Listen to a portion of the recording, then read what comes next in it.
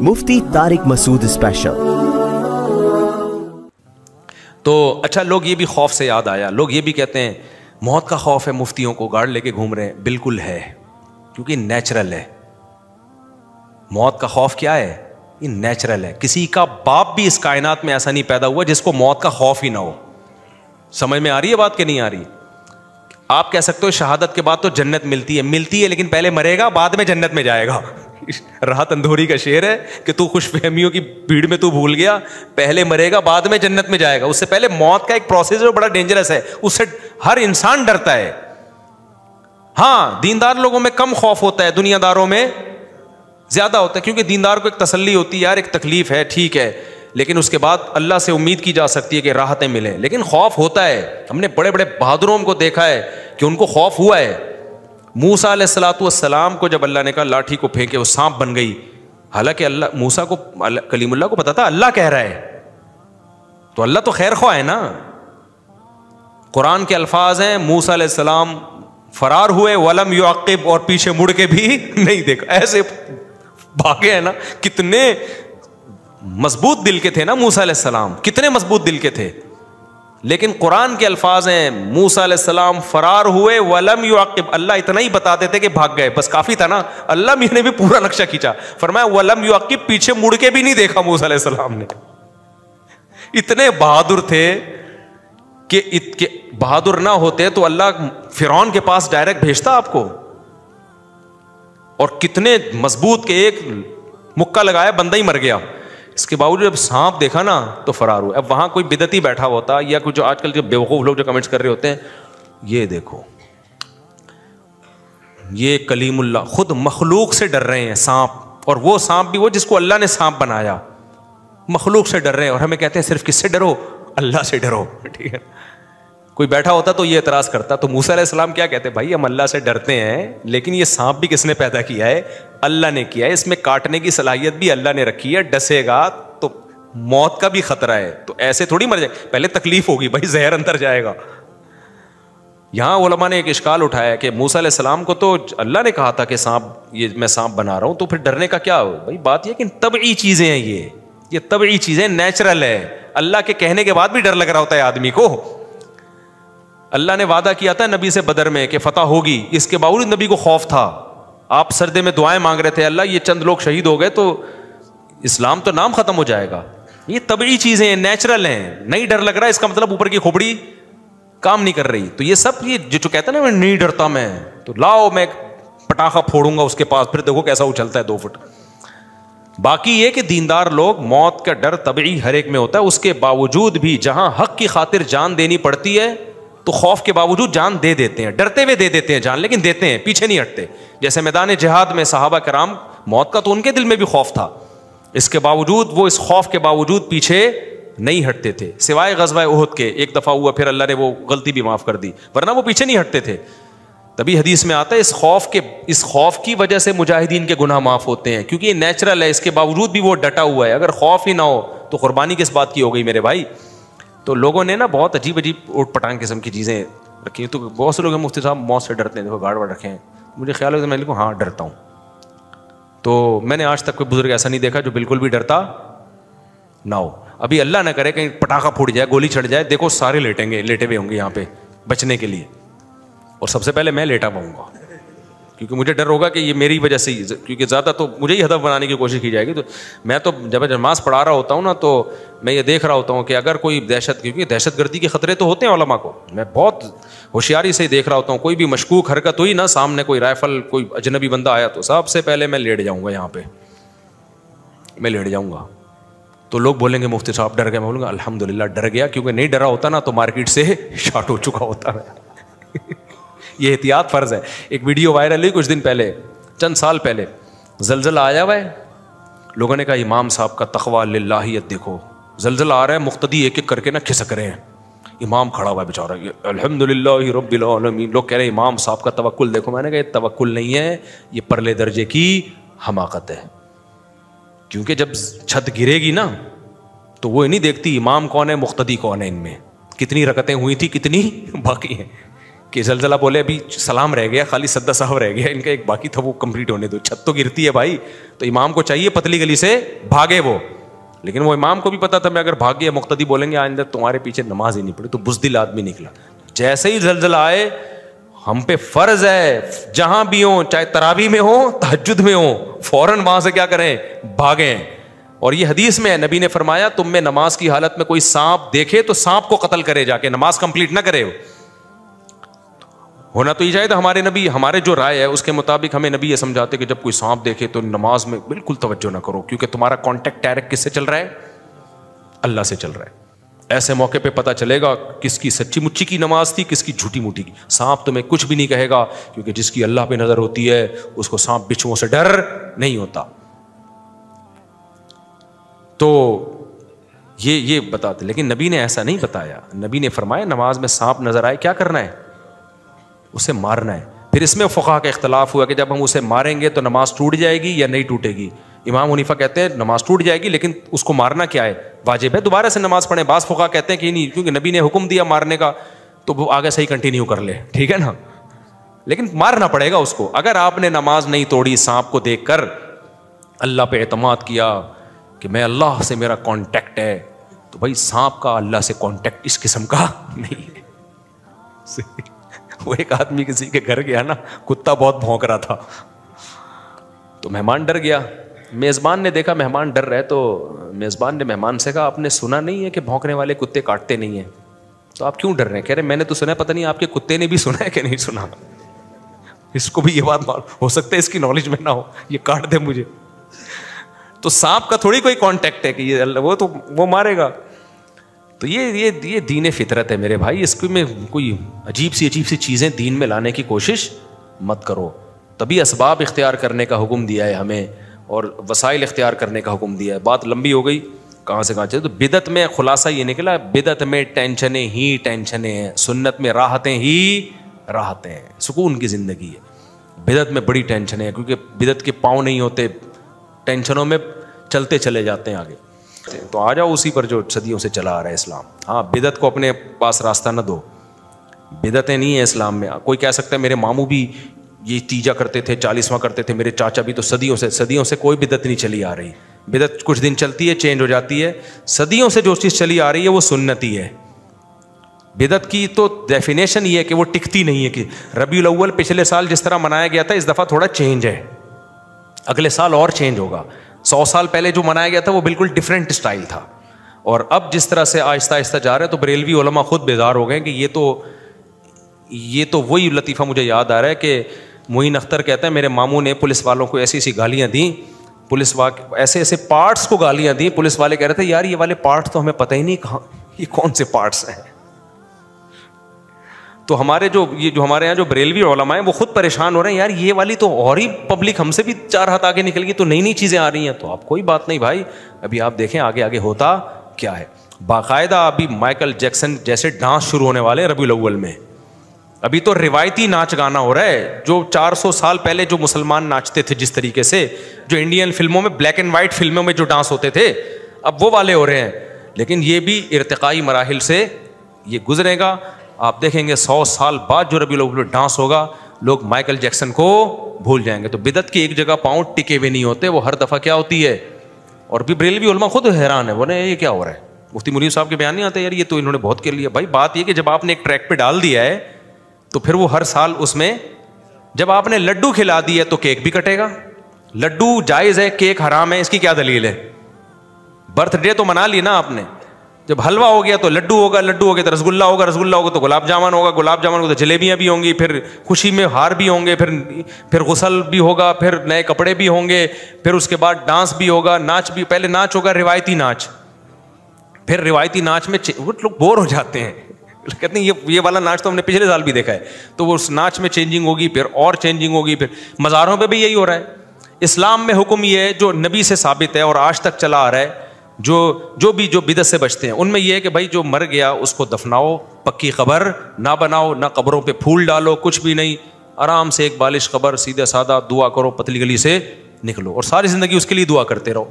آپ کا باپ دادا ہے تو قبر کی زیارت بھی کر سکتے ہو, کوئی حرج نہیں. جیسے نبی نے اپنی والدہ کی قبر کی زیارت کی, اماں ہیں ان کی قبر کی, بس اس سے زیادہ وہاں کرنا کچھ نہیں ہے. تو ہمارے اکابر اسی پہ چلے آ رہے ہیں. آج ہمارے شیخ کی قبر دیکھو, میرے والد صاحب کی قبر سادہ مٹی کی قبر, میرے شیخ مفتی رشید احمد کی قبر سادہ مٹی کی قبر. لیکن آپ نے کیا کیا, قبروں کو پروٹوکول دینا شروع کیا. تو اب اس پروٹوکول کی کوئی انتہا نہیں ہے. پہلے چادریں چڑھائیں, پھول ڈالے, تو اب اگلے سال آدمی بور ہو جاتا ہے کہ یہ تو سب کی قبروں پہ پھول ہو رہے ہیں, یہ تو بہت بڑے بزرگ تھے, ان پہ پھول نہیں, ان پہ گلاب کا عرق بھی نہ ڈالا جائے گا, یہ عام میت نہیں ہے. پھر یہ تو بڑے بزرگ ہیں, تو یہ تو ہر ایک کی قبر پکی ہو جاتی ہے, پھول ڈالتے ہیں, ان پہ تھوڑا سا سنگ مرمر لگے گا.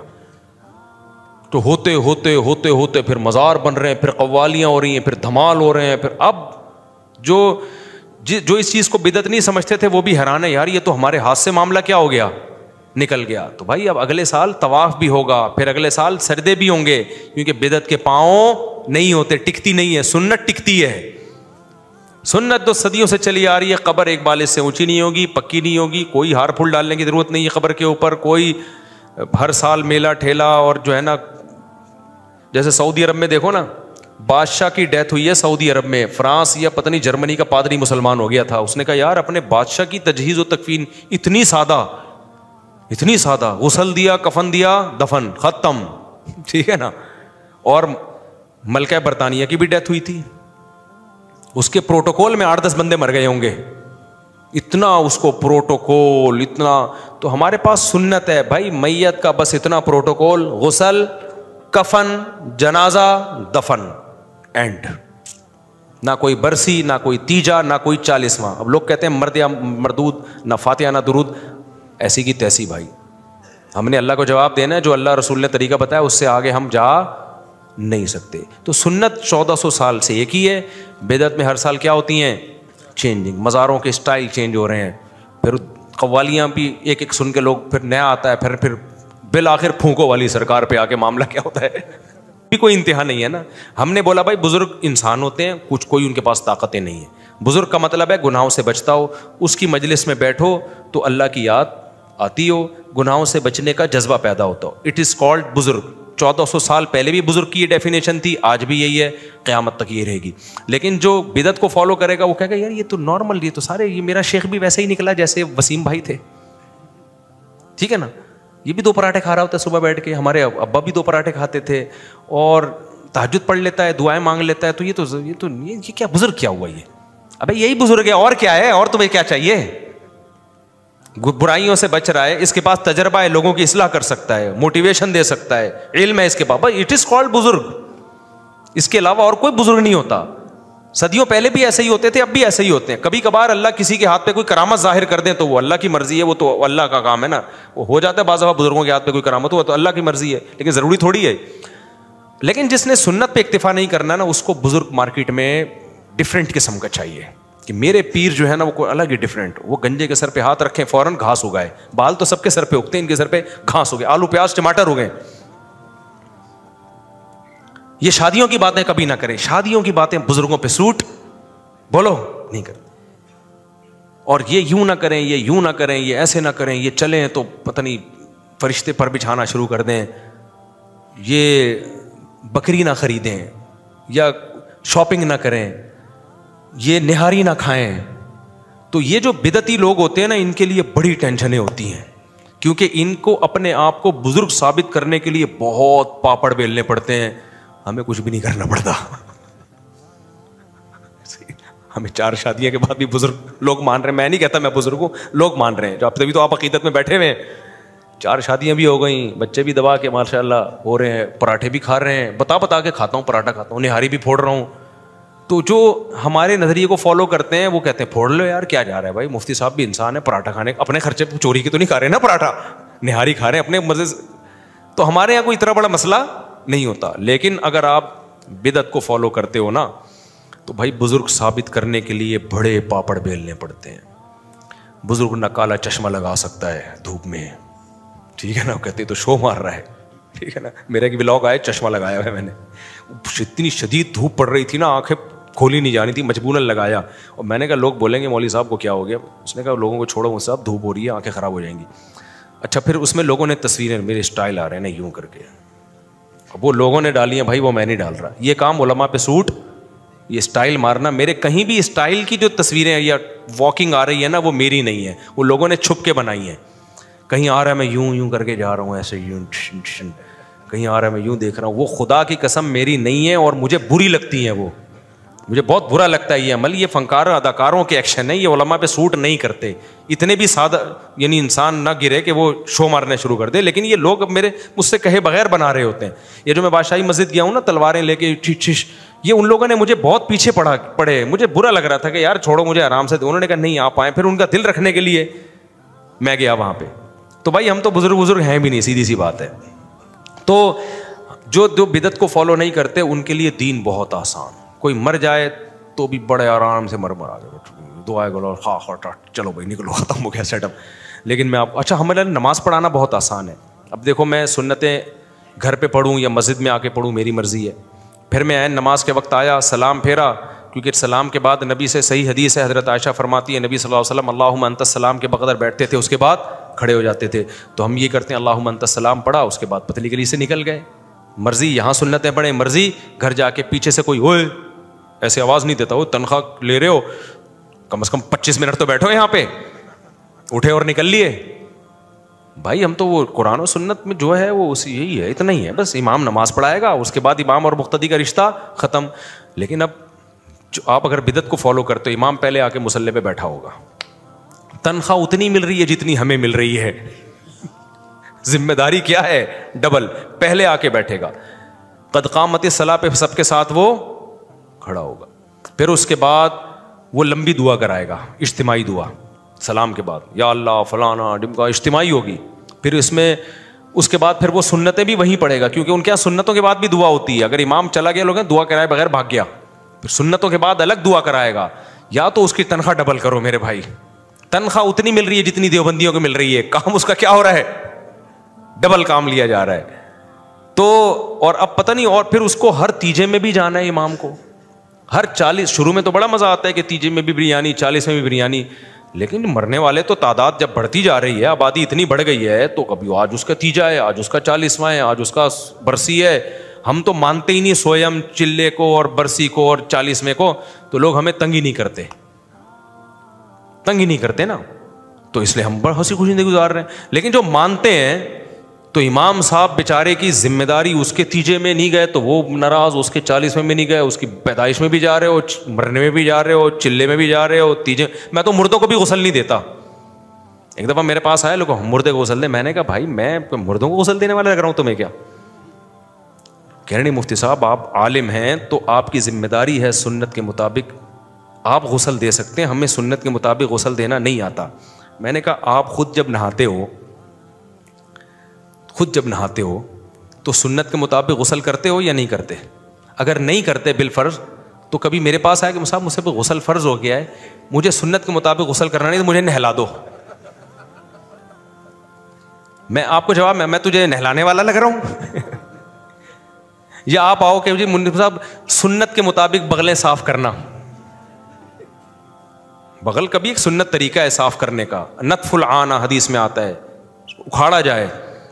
تو اب اکھاڑنے میں لوگوں کو تکلیف ہوتی ہے، ایک خاص طریقہ ہوتا ہے جس سے اکھاڑو تو تکلیف نہیں ہوتی. اب آپ میرے پاس آئے، سب میرے ماموں کی بغلیں اکھاڑ دیں آپ کائنڈلی. میں کہوں بھائی میں کیا بغلیں اکھاڑنے والا، میں کوئی نہیں ہوں. آپ کو دیکھیں آپ سنت کے مطابق اکھاڑیں گے، آپ مفتی ہیں، آپ کی ذمہ داری ہے، آپ سنت پہ عمل کریں. میں کہوں گا میں تمہیں سنت طریقہ بتا دوں گا، بغلیں تیرے باپ کی میں نہیں اکھاڑوں گا، تیرا ماموں ہو تیرا باپ ہو سمجھ میں آ رہی ہے بات؟ تو اسی طرح جب کوئی میرے پاس، اب تو الحمدللہ آتے ہی نہیں لوگ، پہلے آتے تھے نا میت کو غسل دے دیں. میں کہا میں کیوں غسل دوں بھائی، تم خود غسل دو اپنے باپ کو، اپنے رشتہ داروں کو.